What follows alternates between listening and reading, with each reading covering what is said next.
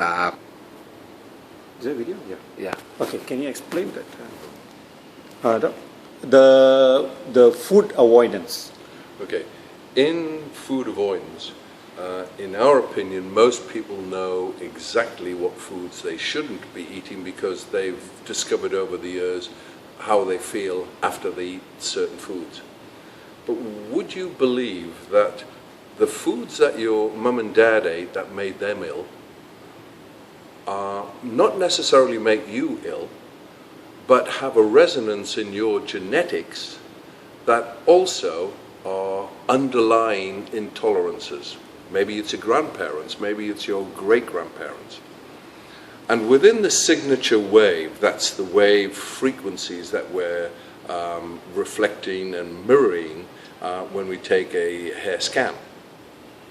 Within those, there are certain amplitudes of food and certain amplitudes of vitamins and, unfortunately, chemicals and various other things, which we reflect during the mapping process.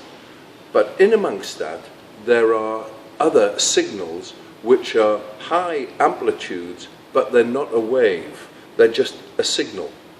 And it's a bit like the blip that you would get back from a radar. And that radar blip is only one blip. But those blips are what we know are as intolerances. They're the very things underlying when you eat food. You might feel difficulty in going to sleep. You might be more stressful. Believe it or not, in some cases people get angry because of the intolerances, not necessarily the food that makes you ill.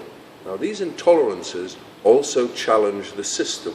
In challenging the system, what I mean is they make other natural foods unavailable because the body is fighting this blip that is going on because you've eaten this intolerant food, which is causing you a challenge.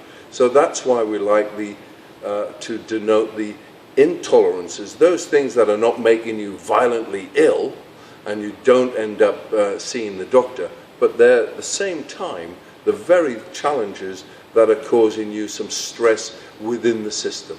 So that's how we reflect the intolerances of food. It's a single blip, it's not a waveform. The waveforms are reflected in all the other things that we do in those pie charts. Thank you. Thank you, Doctor.